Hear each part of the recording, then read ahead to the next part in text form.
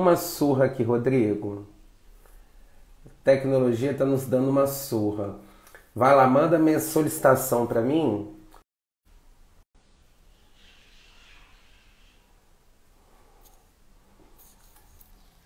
Gente, ó, vai mandando coração aí, porque às vezes o coração ajuda.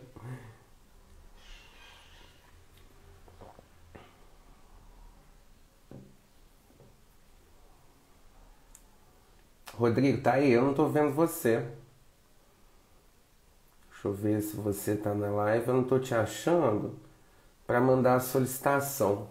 Rodrigo, manda a solicitação aí. Oi, Ana Laura. Ana Lara, né? Ana Lara. Vamos ver se agora o Rodrigo aparece. Vamos lá, vou mandar a solicitação daqui, Rodrigo. Você apareceu para mim. Tá escrito que você não pode participar. Aí eu não estou entendendo. Será que você não tem alguma configuração que impede a participação em live? Porque quando eu clico para tentar te solicitar sua participação, tá escrito que você não pode participar. É o único, inclusive, em que tem essa mensagem.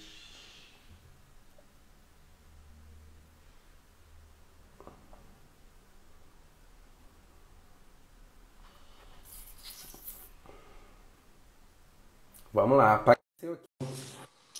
É possível que vai dar problema. Vamos aguardar.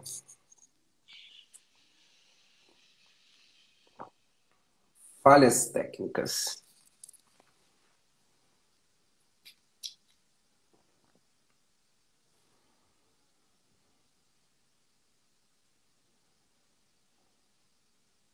Pois é, eu também estou achando que é a internet dele.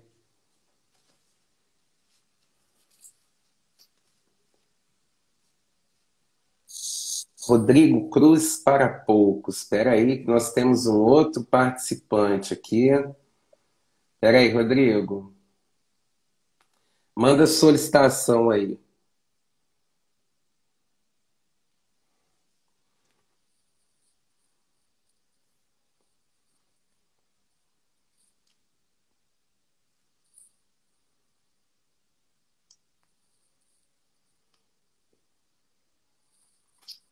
Estamos aguardando o Rodrigo Cruz para poucos.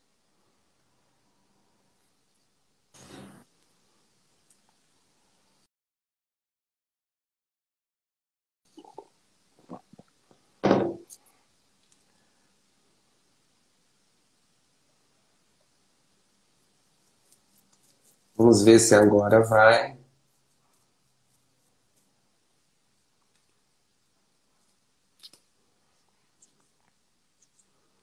Acho que nós vamos tentar fazer o seguinte: da última vez deu certo. O Rod... Aê! eu já estava preocupado, eu já ia apelar para você começar a live e eu entrar por ela como convite. Tá me ouvindo bem? Eu tô te ouvindo e te vendo tudo certinho. Você tá bem? Tô ótimo, Então tá ótimo. bem. Aqui, antes de tudo, eu quero agradecer a sua disponibilização em participar desse bate-papo. Para quem não conhece, gente, o Rodrigo é mais conhecido como Batata. Eu acho, Rodrigo, que você tinha que mudar para Inhame. Inhame é muito mais bonito, muito mais gostoso. O Rodrigo é professor de geografia aqui na Rede Apogeu, também atua em setores de direção e coordenação. E eu trouxe para conversar com a gente sobre um assunto que certamente pode ser tema de redação do Enem, e, ao mesmo tempo, mesmo que não seja, é um assunto muito importante para se debater, porque nós estamos falando do nosso patrimônio natural e as implicações que a sua integridade corrompida pode trazer, não só para a gente, como também para todo o planeta. Então, Rodrigo, muito obrigado. Dá uma boas-vindas aí para o pessoal. Primeiro queria agradecer o convite, fiquei lisonjeado, né, de poder participar desse projeto e, de fato, discutir esse tema que é tão importante, tão relevante, não só, né, para o projeto de redação, mas com certeza vai ajudar também nas ciências da natureza, nas ciências humanas e para outros concursos para além do Enem. muito legal mesmo. Ótimo. Então vamos começar, porque a gente já está com pouco tempo. Com esse tempo a gente ficou rodando aqui. Primeira coisa, Rodrigo, queria que você comentasse para a gente, de uma forma geral, qual que é a relevância da vegetação, das vegetações, se a gente pode dizer assim, que o Brasil tem, não só para nós, como para o mundo. Qual que é o papel dessa vegetação no contexto nacional e no contexto internacional? Não, muito bem. O Brasil é um país de mega biodiversidade, né? Então, o Brasil se destaca não só pela diversidade de suas paisagens naturais, né, mas pela quantidade também, né?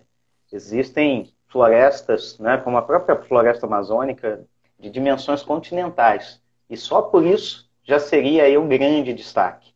Mas todo o patrimônio genético, todos os benefícios naturais que essa vegetação traz, não só a Amazônia, mas todos os outros biomas em conjunto, né, fazem parte de um, de um contexto natural extremamente relevante. A gente fala de serviços ambientais básicos, né? Vocês já discutiram isso em outras lives, eu acompanhei, o Pedro falou também, né, da importância da floresta na manutenção das chuvas, né, no ciclo hidrológico, na preservação do solo, né, e até mesmo quando a gente fala na proteção do solo, não só contra o processo erosivo, mas também pensando na fixação de nutrientes, né, na reposição de nutrientes.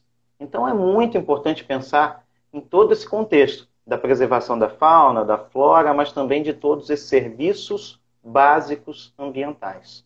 Então, Sim. isso eu acho que é um termo que a gente pode utilizar ao longo aí de uma discussão. E é muito importante falar disso, porque eu vi você falando também em outra live, o Wesley, né, de que se discute ainda essa questão da preservação e da conservação, né? Sim. E economicamente é possível você ter uma atividade econômica que mantenha a floresta, né? Então você pode extrair e gerar benefícios econômicos com a floresta de pé. Não é necessário, não é conflitante, né, a existência da floresta e o desenvolvimento econômico, né? Já faz algum tempo, né, que esse paradigma ambiental do conservacionismo tem nos apontado, né, estratégias de desenvolvimento sustentável. Então, acho que, por si só, todos esses processos podem nos ajudar muito aí a compreender a Sim. importância da vegetação.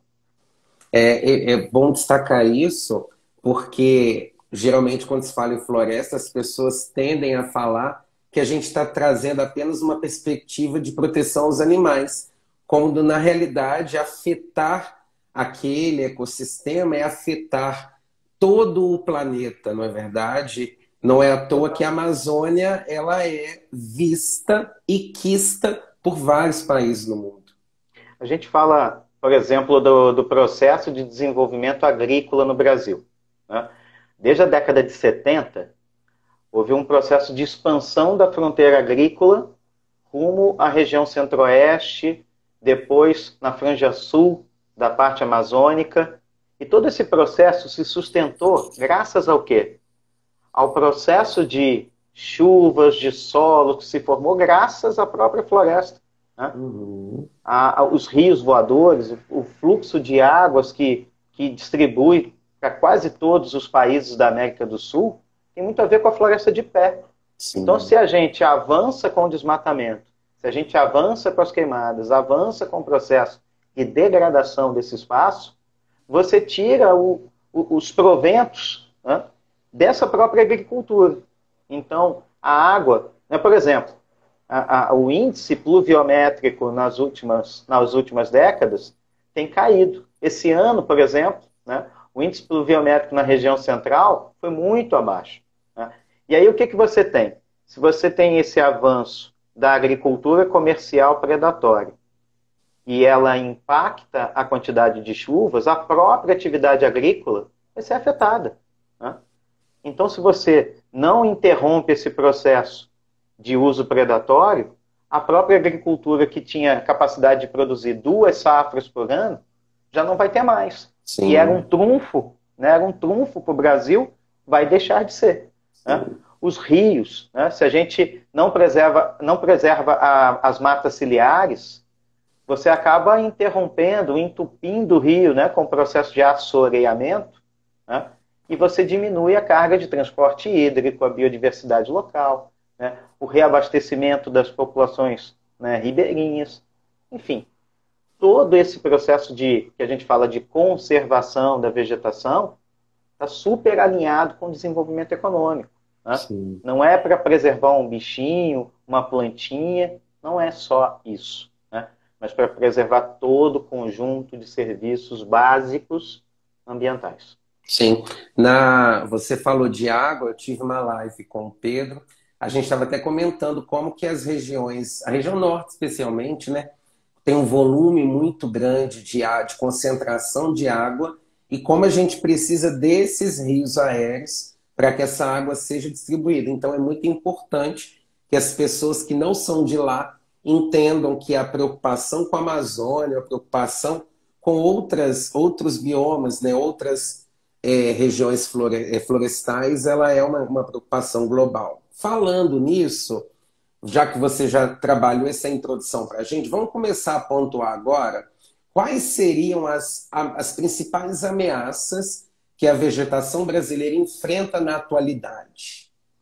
Bom, vamos pensar assim. A vegetação brasileira, de modo geral, ela foi dividida por Aziz Absaber, um geógrafo, pesquisador da área, muito famoso. Né?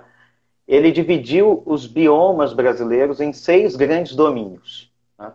Então, desses 6 grandes domínios é o domínio amazônico. A floresta amazônica sofre com o quê? Com a expansão da fronteira agrícola, né? Abrindo novas clareiras para pastagem, para agricultura comercial. E como se faz isso? Né?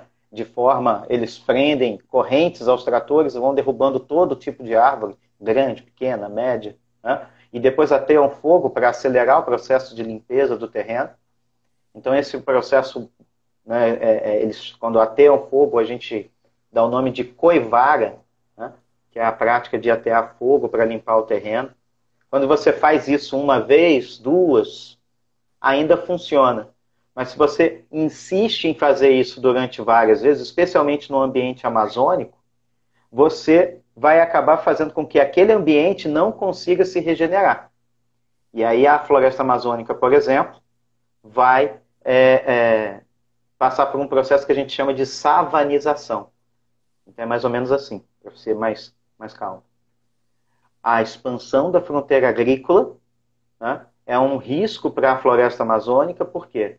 Na sua franja sul, na sua fronteira ali entre Amazonas e Mato Grosso, essa expansão tem desmatado, né, e a insistência nas práticas de queimado e desmatamento podem levar a um processo de savanização. Sim. Além disso, né, a gente pode falar da exploração mineral, da agricultura. A gente tem mesmo essa cultura, né, do atear fogo, que é a coivara que eu mencionei. A gente tem o processo, né, de exploração madeireira na franja leste amazônica. Então é um dos biomas mais ameaçados em relação às áreas devastadas. Se a gente for pensar bem, por exemplo, percentualmente, a floresta amazônica ainda tem um percentual alto comparado aos outros biomas. Mas em número de hectares destruídos, só nas últimas 3 décadas, foi o equivalente à região sul do país. Imagina toda a região sul do país, toda aquela região, né, no mesmo tamanho no que a gente chama de arco do desflorestamento ou do desmatamento, foi retirado de floresta nas últimas décadas. Uhum. Outra coisa que a gente também tem, e é importante, então, peraí, Rodrigo, deixa eu pontuar para os alunos, para ficar fácil na hora de eles anotarem, porque muitos vão assistir a live depois. Nós falamos aqui, então, eu acho que seria talvez o principal problema que muitos deles lembrariam, que é a expansão da nossa fronteira agrícola, né? E, inclusive, eu acho interessante que eles correlacionem a importância do setor agropecuário para a economia brasileira e, ao mesmo tempo, essa dificuldade de conciliar o avanço desse setor com a preservação ambiental. Então, porque senão a gente culpabiliza o setor, mas esquece de que é possível, mas muitas vezes não é feito, né? Porque ele é importante para a nossa economia. Pode falar. E tem um dado muito simples. Se você pegar, por exemplo, a quantidade de terras ocupadas nas últimas 4 décadas, ela dobrou, né, de tamanho. E Sim. a produção agrícola no Brasil, nessas mesmas 4 décadas, quintuplicou. Ué, mas como foi possível? O ingresso de tecnologias, técnicas agrícolas que permitiram produzir mais. E aí o que acontece? Você não necessariamente precisa interromper o processo de avanço da agricultura, né, se você pode inserir mais tecnologias, então, e produzir mais. Então, nesse sentido, né, a expansão agrícola é um problema porque ela ainda pensa naquele processo de que eu preciso de mais terra para produzir mais. Uhum. Mas eu posso, de um certo modo, fazer com que você desenvolva um processo de produção com tecnologia mais avançada, sem necessariamente ocupar mais terras. Outra Sim. coisa importante, Wesley, é se a gente pensar em outros biomas, a gente pode pensar, por exemplo, no Cerrado, né, que é considerado um hotspot. Né? Um hotspot é todo bioma que corre risco de extinção. Né? Então você tem, por exemplo, no Cerrado, Qual né, que é o os nome, mais Rodrigo? hotspots. Hum. Esse hotspot é um bioma biodiverso com risco de extinção. Ele já sofreu, né, o cerrado no Brasil, ele já foi devastado em mais de metade, né, do bioma. Então, o que acontece? Ele reflete, sobretudo, uma falta de obstáculo. Como ele não tem obstáculos como a Amazônia tem, né, ele foi mais facilmente ocupado e devastado. E, sobretudo, pela agricultura comercial, né, de grande porte, né, mecanizada, que além de introduzir aí mais um problema, mais uma ameaça, tá, Wesley? Além de desmatar, de substituir a mata natural, introduz um processo de produção onde você usa de modo abusivo o agrotóxico. Isso aqui é muito importante. O uso abusivo do agrotóxico não só contamina a pessoa que aplica, a Sim. pessoa que consome, mas também contamina os recursos hídricos, o solo, né? E, além de tudo, ainda provoca um processo que a gente chama de erosão genética, né? Que é a redução da biodiversidade local. Então, Ótimo. isso você tem aí processos, né, que dificultam, que geram aí maiores impactos.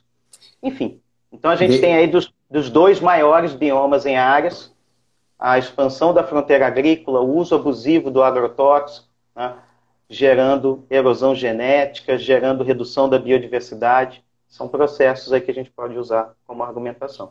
E é interessante porque o Brasil já tem uma cultura de consumo de agrotóxicos, cultura essa que tem se intensificado nos últimos tempos, né, com uma banalização desse recurso e, ao mesmo tempo, uma ausência de fiscalização da sua aplicabilidade, porque é muito complicado para que sejam fiscalizados todos os postos agrícolas que fazem uso do agrotóxico. Então, muitas vezes o governo, inclusive, alega essa dificuldade de fiscalização e dá, no que você mencionou, esse comprometimento da fauna, inclusive local, né? A Tainara está pedindo para você explicar mais esse termo de erosão genética. A erosão genética, Tainari, ela representa o processo de redução da biodiversidade. Ela pode ser provocada pela substituição daquelas sementes, né, crioulas, daquelas sementes nativas, né, por sementes comerciais ou pelo uso abusivo de agrotóxicos.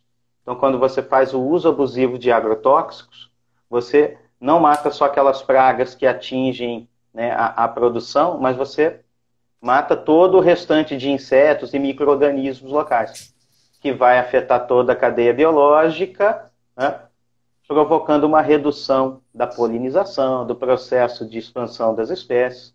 Enfim, você gera uma redução da biodiversidade. Então, se eu falo de erosão genética, Basicamente, ela está diretamente ligada a essa redução da biodiversidade. Exato. Já bloqueei a moça alegre. Se nós fôssemos falar de outras possíveis ameaças em outras vegetações brasileiras, o que você apontaria? Aí é legal, né? Porque assim, os biomas que normalmente, né, aparecem no noticiário, de maneira geral, são a Amazônia e o Cerrado, especialmente nessa época do ano. Sim. Mas, de modo geral, outros dois biomas são aqueles que percentualmente já foram mais afetados. Especialmente a Mata Atlântica, em função do processo histórico de ocupação litorânea e também da própria expansão urbana. Vocês mencionaram isso semana passada, né? A expansão urbana, ela, de modo geral, ela ocupa as áreas de florestas, desmata as áreas de encostas e acaba gerando, por exemplo, escorregamento de solos, riscos de deslizamento.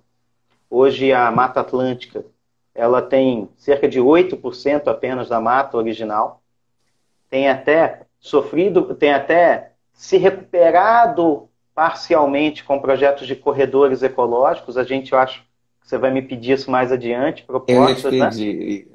E por outro lado, a Mata dos Pinhais, conhecida como domínio das araucárias, é o domínio brasileiro mais afetado pelo desmatamento. Historicamente, para a utilização da madeira maciça, né, para a produção de móveis e também de papel, né, na produção de celulose, mas a própria expansão local para a agricultura também, né, acabou gerando aí desmatamento dessa mata. E hoje é o domínio brasileiro, né, é o domínio brasileiro que tem aí o maior índice de devastação. Com relação aos outros dois que ainda restam, né, as pradarias no extremo sul do país e a caatinga no sertão nordestino, os problemas são distintos. Nas pradarias, o uso intensivo desse espaço de pradarias de vegetação rasteira com o gado, né, de corte, ele, ao pisotear, ele gera ali um processo de erosão biológica e acaba acentuando o processo de erosão e arenização, enquanto na Caatinga, por todo o histórico de ocupação, de flagelo social que existe na região, né, eles utilizam ainda, né, a madeira para a produção de lenha e também para o carvão vegetal. E a exploração de um bioma tão delicado quanto o da Caatinga, né, acaba acelerando o processo de evaporação da água do solo, que transporta óxido de alumínio, né, e de ferro para a superfície, acelerando um processo de laterização, e esse processo acaba, entre outros, acelerando a desertificação do solo. Sim. É um processo Olha, um monte de cíclico, conceitos aqui, né? Mas como a live vai ficar salva, gente, vocês podem depois. Hoje está brotando todos os fakes possíveis, Rodrigo. Vamos bloquear mais um. Fake. Tá, você tá cheio de fake ao vivo. Vamos ocultando enquanto eles aparecem. O que eu ia te falar é o seguinte. Agora eu perdi meu raciocínio. Lembrei meu raciocínio. Lembrei. A gente cria um processo cíclico nesse processo, né, que inclusive afeta a qualidade de vida dessas pessoas, afeta a qualidade socioeconômica desses indivíduos. Agora eu queria entrar um pouquinho na questão das queimadas, que tem sido o grande assunto do momento. A gente pode sim destacar a questão climática na qual nós estamos, né, como um auxiliador. A gente pode destacar a questão cultural, você mesmo diz, é comum a quem já morou em zona rural, sabe que queimar pás, queimar algumas áreas é vista como uma técnica por parte das pessoas que trabalham da terra, mas também tem a questão criminosa, a questão mais problemática. Como a gente pode mencionar as queimadas como um problema para a nossa vegetação e, na sua perspectiva como geógrafo, quais seriam tanto as causas como as consequências que um aluno poderia destacar na redação? Então vamos pensar assim. Primeiro, né, a respeito das queimadas. Sim, tem um aspecto cultural, né, de limpeza do terreno, que é mais fácil, né, através das queimadas, a prática da coivara, mas há um processo, né, que ao atear o fogo, você acaba eliminando micro-organismos da parte superior do solo, e com o tempo você vai diminuindo a fertilidade do solo. Então esse processo acaba diminuindo a capacidade de reprodução do solo, né, de recuperação vegetal do solo, e como eu disse, por exemplo, na Amazônia, isso pode levar a um processo de savanização. Sim. Por outro lado, né, no Cerrado, isso pode levar a um processo de desertificação.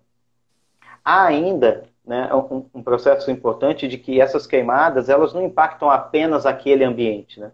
E como a gente tem visto, a fumaça ela acaba se espalhando pelas correntes atmosféricas e atingindo outras regiões, chegando às áreas mais densamente ocupadas, né? E o que acontece é que todo esse processo impacta não só a produção agrícola, mas também a população dos grandes centros. E como que a gente pode evitar que isso tudo ocorra? A gente pode fazer com que, de um modo geral, ocorra um processo de produção agrícola, né, que estimule a produção mais diversificada, né, que estimule uma produção que não só atenda ao agronegócio, mas também atenda ao abastecimento interno. E como que você faz isso? Estimulando a pequena e média propriedade, né? Então esse é um processo que hoje, né, existe pouco investimento proporcional, né, dentro do país. E um outro problema que a gente vê recentemente, né, dessa expansão das queimadas, a gente pode falar, por exemplo, do processo de fiscalização e monitoramento, né? Existem dois sistemas, né? Tem o DETER, ou DETER, que identifica imediatamente os pontos de queimadas e de abertura e clareira nas vegetações, e que nos ajudaria muito, né, a atuar de forma mais imediata. E tem o PRODES, que é um processo em que você identifica anualmente as áreas de expansão do desmatamento. Então, o reforço, o aparelhamento do sistema de fiscalização, né, um processo de implementação da lei, né, de forma mais impiedosa, de forma mais rápida e eficaz, talvez ajudaria aí a conter as queimadas no Brasil. Enfim, a gente tem aí um processo de devastação biológica, um processo de degradação do solo, e a gente tem as ferramentas, mas a gente tem que fazer uso dessas ferramentas de modo mais eficiente. Sim, sim. Você falou dessa fumaça sendo sentida em outros lugares. Os alunos podem até usar como exemplo, pegando alguma fonte jornalística, o que aconteceu com algumas cidades do Mato Grosso, né? Que ficaram sobre a fumaça dos incêndios no Pantanal. E aí a gente lembra só que a qualidade do ar, que já está comprometida por conta da baixa umidade do ar, né? Fica comprometida, e aí a saúde das pessoas vai sofrer muito com os problemas respiratórios, gente. Tudo isso são aspectos que vocês podem trabalhar. Como o Rodrigo está sendo muito detalhista e está trazendo os conceitos muito interessantes, eu sugiro que depois, se possível, vocês assistam a live novamente, vão fazendo mapeamento dos assuntos, mapeamento dos tópicos, para que vocês consigam depois escolher aqueles sobre os quais vão querer falar na redação. E aí, dentro dessa discussão, eu já entro com um grupo que a gente percebe que tem sofrido muito com isso, que são os povos indígenas no Brasil, né? Que tem tido, por conta desse desrespeito à vegetação, todo o seu ecossistema invadido, em muitos casos, terras protegidas por lei sendo invadidas, infelizmente, num contexto em que o monitoramento é muito precário, porque está distante dos olhos da sociedade.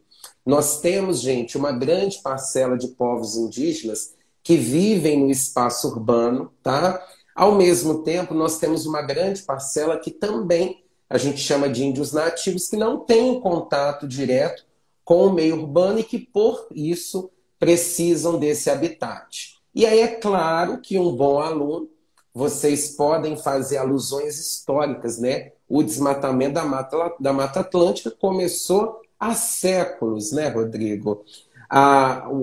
O genocídio dos povos indígenas, ele é secular também. Ou seja, nós temos como uma consequência secundária a questão relacionada aos povos indígenas. E você, Rodrigo, o que você poderia falar relacionado a esse grupo?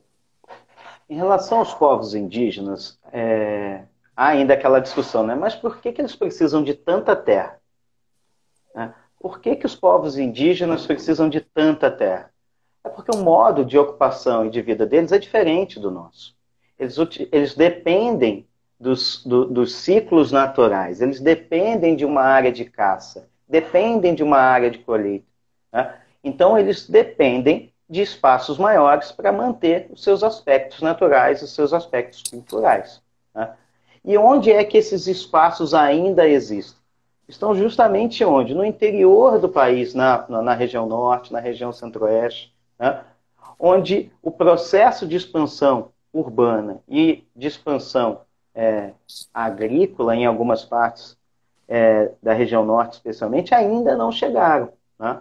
E eles se acolheram ali. No entanto, há uma luta, né? Não só com os pecuaristas, com os produtores rurais, mas também com mineradores, com interesses de exploração madeireira, com grupos de grileiros. Então, os índios hoje são um dos grupos mais ameaçados, sobretudo porque há um choque de interesses da ocupação das terras, que são necessárias para a sua sobrevivência. Então, quando a gente fala da preservação, por exemplo, de ambientes no Canadá, na Rússia, eu falo sempre isso nas aulas, né, de que, porque lá eles têm 70% das áreas preservadas. Fácil. Preservar uma área que é ocupada por gelo na maior parte do tempo, que não tem potencial de produção, mas no Brasil não. Os índios ocupam uma área que em seu subsolo existem riquezas minerais, que no seu solo existe potencial agrícola e a vegetação é cobiçada por laboratórios internacionais, né, pelo patrimônio genético que possui, a madeira que possui, enfim, os povos indígenas estão acuados. E para defendê-los tem que se fazer valer, né, todas as regras e protocolos e compromissos que o Brasil assumiu de defesa dos povos, né, indígenas. E essa defesa dos povos indígenas, todos esses protocolos que o Brasil, né, vem assinando, eles reforçam uma preocupação não de um governo, mas reforçam uma preocupação, né, de um Estado, né, de um Estado como um todo, na preocupação de manter a sua biodiversidade não só natural, mas uma biodiversidade, né, sobretudo cultural. Exatamente. É importante que as pessoas entendam, né, que os povos indígenas, eles estavam aqui antes da invasão branca, então eles merecem respeito e, na atualidade, com o avanço do direito, eles merecem cumprimento das medidas legislativas que visam ao seu bem-estar e à sua proteção. Um país que preza pela cidadania, ele atende toda a sua população dentro da sua peculiaridade, respeitando essa diversidade, sem comprometer, contudo, o seu crescimento e, por isso, sem colocar o seu crescimento em primeiro plano. Ô, Rodrigo, nós já falamos bastante sobre agricultura, falamos sobre vários aspectos aqui relacionados. Chegamos na queimada. Para a gente fechar um pouco desses possíveis problemas, na sua visão, qual que é o papel, qual que é a importância do governo, do Estado, na preservação? Porque a gente percebe que, dependendo da ideologia que se tem sobre a conservação dos nossos bens materiais, esse tipo de atitude agressiva à natureza ele se torna mais frequente. A fiscalização ocorre com menos intensidade, as multas acontecem de forma menor. Qual que seria o papel do Estado e qual que é o problema de um Estado conivente com essa degradação? Então, o papel do Estado é estimular o desenvolvimento da educação ambiental para que, de uma forma geral, demonstre à sociedade que é possível produzir, fazer crescer, sem necessariamente degradar a natureza. Eu posso implementar projetos de desenvolvimento sustentável. Vale a pena ressaltar, por exemplo, que a gente tem que deixar aquela concepção da economia linear, onde eu extraio o recurso, transformo o recurso e depois libero seus resíduos. E eu tenho que avançar para um conceito onde a sociedade como um todo e o Estado tem esse papel de estimular práticas de uma economia circular, onde eu extraio, transformo, consumo, reaproveito, reutilizo, reciclo, repenso. E aí aquilo volta para o ciclo econômico sem necessariamente afetar aquele espaço que ainda é natural. E, por outro lado, o Estado tem que fazer valer seus equipamentos, suas aparelhagens de fiscalização e a legislação ambiental vigente. Há pouco tempo, numa outra live, me perguntaram se a legislação ambiental brasileira é boa. É óbvio que ela é completa, tem que se fazer valer. Eu não posso dar anistia para quem gera impactos ambientais, eu não posso dar anistia sequenciais para quem faz mal ao meio ambiente, porque quem faz mal ao meio ambiente não está fazendo mal só aquele bichinho, aquela plantinha, mas a toda a sociedade, a todo o contexto ambiental. Então, o papel do Estado é gerar, proteger os recursos, educar a população e estimular métodos mais eficientes de produção que adotem práticas de desenvolvimento sustentáveis, da chamada economia verde, e que traga, de um modo geral, a preservação e a conservação dos ambientes naturais. Sim. E aí, puxando, o Rodrigo foi para o lado das propostas, puxando para o lado da problematização, eu acho interessante que vocês possam trabalhar no texto que quando as governanças, de uma forma geral, seja na esfera federal, seja na esfera estadual, seja na esfera municipal, quando elas têm uma mentalidade de não preservação, o que a gente percebe é não só uma atitude de conivência, mas funciona como um certo estímulo para que os indivíduos que já exercem essa atividade predatória, eles a façam de uma forma mais intensa. Então, vocês podem questionar essa pouca atuação fiscalizatória, essa pouca atuação punitiva. O Rodrigo falou muito bem quando você tem essa sequência de anistia, e aí os alunos, os nossos espectadores, anistia significa o perdão, né? Quando você tem essa sequência de perdões, o que se tem é a formação de um quadro no qual tem-se a ideia de que as pessoas não vão ser punidas. Um exemplo que nós temos, né, Rodrigo? Num país sério, nós jamais teríamos uma segunda ocorrência de um vazamento de rejeitos, como aconteceu aqui em Minas Gerais. Né? Assim, chega a ser inconcebível que tenha acontecido na sua primeira vez. Né? Você vê Brumadinho, depois você vê... A outra foi Mariana, não foi? Eu estou invertendo as ordens.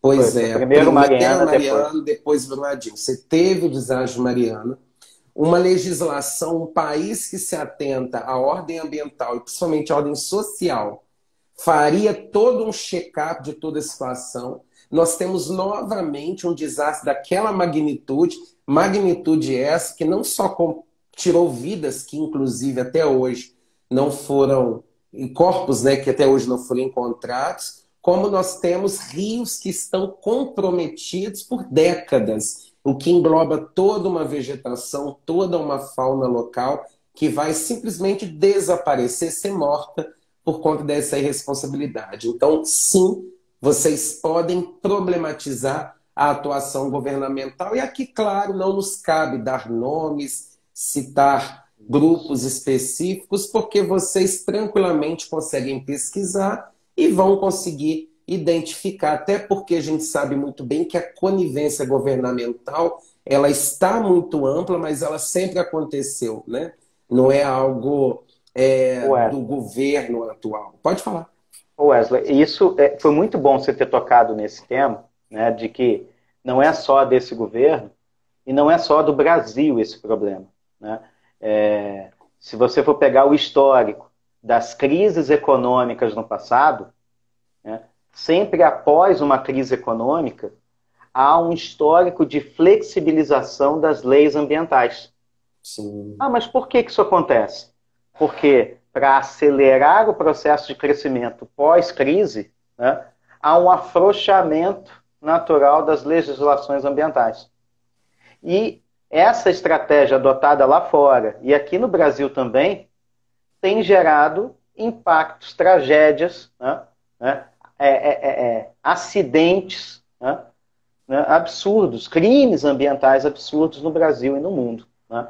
Aqui no Brasil, né, a gente já percebeu, por exemplo, né, que essa tendência de flexibilização já se faz ver no desaparelhamento dos sistemas de fiscalização e também até mesmo, né, nas falas, nas orientações, né, adotadas hoje, mas também no passado. Né? Quando nós vimos, por exemplo, a revisão do Código Florestal Brasileiro, né, que foi revisado em 65, que foi revisado em 95, que foi revisado em 2009, e que agora, né, mais uma vez, existem estratégias de flexibilização ambiental. Portanto, se a gente for pegar todos os governos, cada um deles tem sua parcela de culpa. Sim. E é conivente, né, porque sempre põe à frente os interesses econômicos, plantando aí as necessidades ambientais.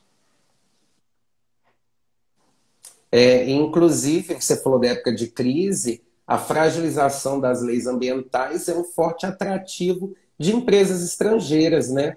Que quando um país precisa de uma injeção de investimentos, ele quer atrair o que vem de fora e fragiliza essas leis. Bom, vamos entrar agora, Rodrigo, no campo das propostas.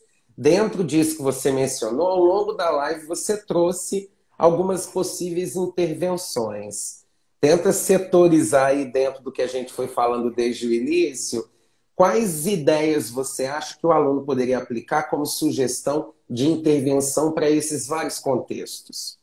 Então, vamos focar no problema, né? Sim. Se o problema são as queimadas, e as queimadas ocorrem porque eles querem abrir novas áreas de produção, será mesmo necessário ocupar novas áreas?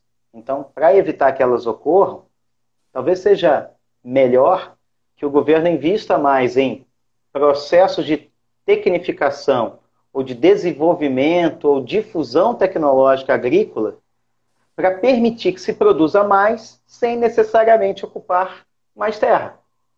Então, é possível produzir mais sem ocupar novas terras. Então, se há um incentivo, um estímulo ao desenvolvimento tecnológico, ao investimento tecnológico, não só para grandes produtores, mas sobretudo para médios e pequenos produtores, você estimula o aumento da produção sem necessariamente ocupar novas terras. Ponto. Então, tecnologia pode matar a necessidade de ocupação de novas terras. Por outro lado, a educação ambiental, né, e o desenvolvimento de estratégias de desenvolvimento sustentável também pode ser uma boa proposta.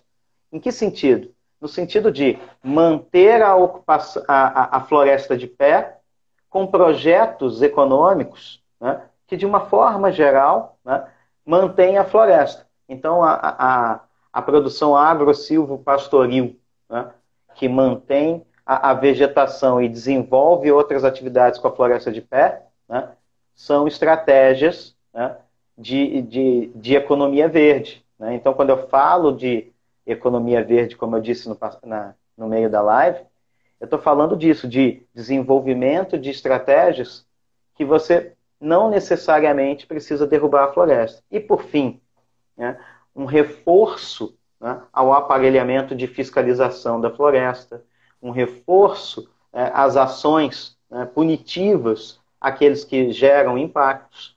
São aí talvez 3 pontos básicos para fechar aí uma boa argumentação de defesa da nossa vegetação. E você, só reforçando o que você mesmo falou, a educação ambiental, ela é uma necessidade mundial, né? Então o Brasil tem que fazer a sua parte para formar indivíduos que sejam ativos na defesa do meio ambiente e que sejam conscientes sobre a necessidade de se mudar as nossas práticas, sejam elas individuais, sejam elas de produção, no contexto atual. E eu acho importante também que nessa educação ambiental, ela vai trazer pessoas que vão exigir isso dos futuros candidatos, né? Você tem hoje uma formação do Congresso com uma maior bancada, quando você pega especificamente a Câmara dos Deputados Federais, uma bancada ruralista, que em muitos casos atende a necessidades e a interesses da elite agrária brasileira, interesses que em muitos casos são conflitantes com a defesa ambiental, mas esses caras só chegam lá porque eles são votados, né? Então é fundamental que as pessoas passem a votar também em candidatos que tragam uma defesa de meio ambiente, que tragam propostas para a resolução dos nossos impasses ambientais. E que mais do que isso, reconheçam as estratégias de desenvolvimento sustentável. Sim. Né? É possível, vou reforçar, é possível manter a floresta de pé e gerar ativos econômicos com isso. Né? A floresta de pé não necessariamente dificulta a produção de ativos econômicos. É possível, tem que ter projetos de desenvolvimento sustentável. E também vocês poderiam dar como exemplo, você falou da tecnologia, um investimento muito forte, o Brasil ainda tem esse déficit de ciência e tecnologia, um investimento bem forte na biotecnologia, né? São os nossos laboratórios de ciência espalhados pelas universidades, principalmente as universidades públicas do Brasil, que são responsáveis por trazerem, né, novas técnicas que vão auxiliar a produção e, ao mesmo tempo, que vão ajudar na preservação. Enfim, como vários outros possíveis temas de redação, nós estamos falando de uma responsabilidade compartilhada, de uma atuação conjunta e que, como o próprio nome diz, vai exigir a atuação de todos. Rodrigo, nós chegamos ao fim. Eu queria agradecer muito essa nossa live, que foi quente. Você queria deixar algum recado, pessoal? Gente, o Rodrigo tem um Instagram, ele constantemente posta coisas, dá dicas também, né, Rodrigo? Apresente aí para a galera e fala com eles. Na verdade, a ideia é que vocês acompanhem, de fato, né, as redes sociais.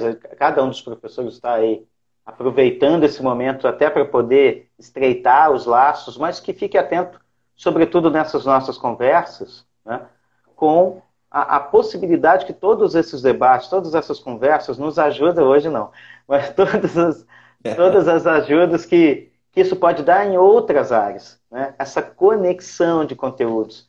Eu acho que se a gente aproveitar todo esse momento para essa conexão de conteúdos, vocês vão muito longe, vocês têm muita capacidade e aposto, eu tenho muita confiança em todos vocês. Agradeço mais uma vez o Wesley, agradeço a galera que está aí, a Duda, a Bárbara, o pessoal que passou, né, que já teve aula comigo. Um outro dia eu mostro aqui a lixiviação acontecendo. Ô, Rodrigo, mandaram você falar uma palavra aqui, eu só não vou pedir para você falar, que, gente, assim como ele, eu também tenho a língua presa. Só que a minha língua presa é no nível mais sutil que a do Rodrigo. Então, se eu mandar ele falar essa palavra, vou denunciar a minha língua presa e a língua presa dele, tá? Aqui, um abraço para você, muito obrigado, tá? Parabéns pelo conteúdo. E a todos vocês que têm, muito obrigado. E até a próxima segunda, a nossa próxima segunda, com mais uma live aqui com a gente, tá? Um beijo. Tchau, tchau. Falou, Valeu. Rodrigo. Tchau, tchau.